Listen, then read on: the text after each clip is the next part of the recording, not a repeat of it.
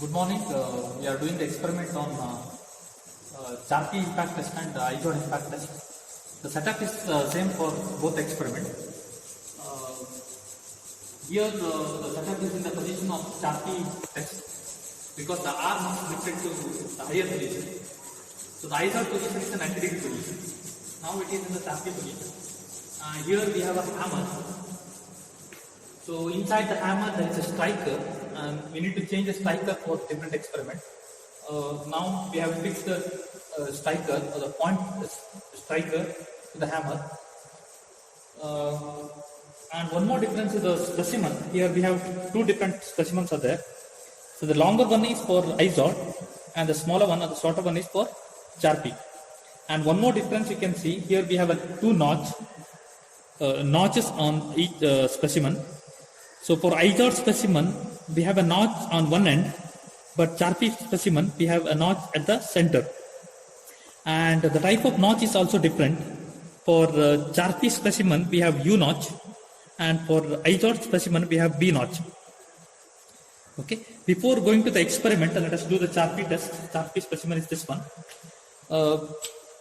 First, you need to measure the area of cross section of the specimen by using vernier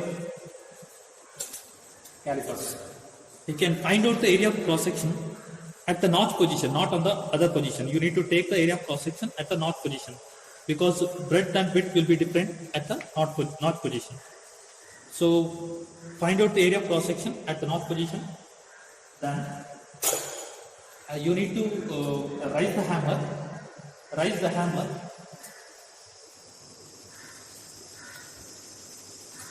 To the upper position. After raising the hammer, you need to lock it with a locking plate. We have a locking plate. And this is very, very important, and this is very dangerous experiment. So you lock the hammer with a lock plate.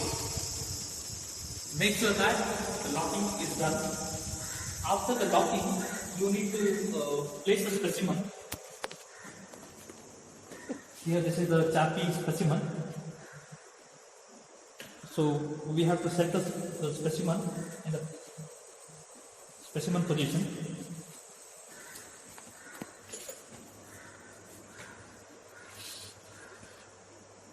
Yeah. Here by keeping the specimen, this is the striking face and this is the north face. Always north face is opposite to the striking face. So the striking will be done on this position. So the flat surface will be the north position or north face will be opposite to the striking face. So that you need to keep it in your mind. After that, you come to the scale. Here we have two types of scale. One is a larger scale, that is a 300 joule scale. And the second one is a 168 scale.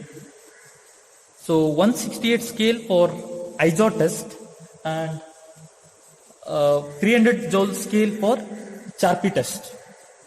Because the hammer is lifted to higher position, so the energy or the stored energy or the potential energy, the hammer is more. The amount of energy stored in the hammer is 3000 joules for Charpy. So if it is in the 90-degree position, it will be 168 joules. Because it is in the lower position, the energy stored in the hammer will be 168 joules. Now the energy in the hammer is 300 joules.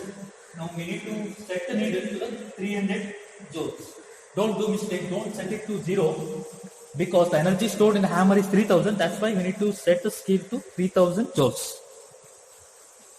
After setting the scale, now we need to release the hammer. Before release the hammer, don't stand in front of the hammer because it is a very dangerous experiment. First you need to release the locking plate.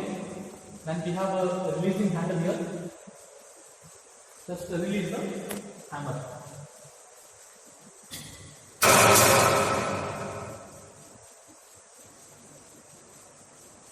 So now we need to apply the brake to stop the hammer. Once you stop the hammer,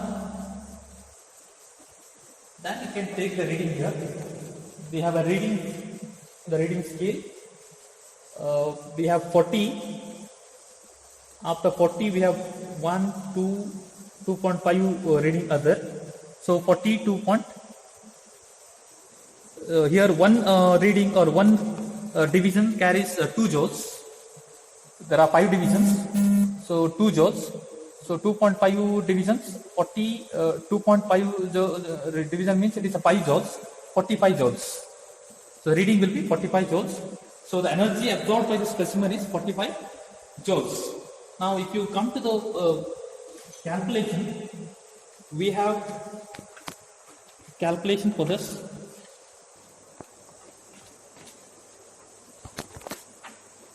Chart impact test.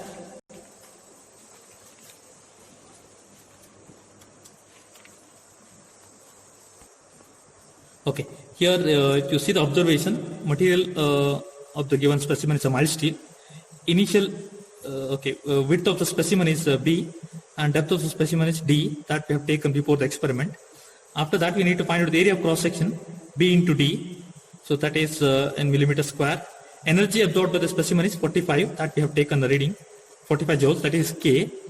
Impact strength is I is equal to K by A. So K divided by area of cross section, that will be the impact strength of a material. Thank you.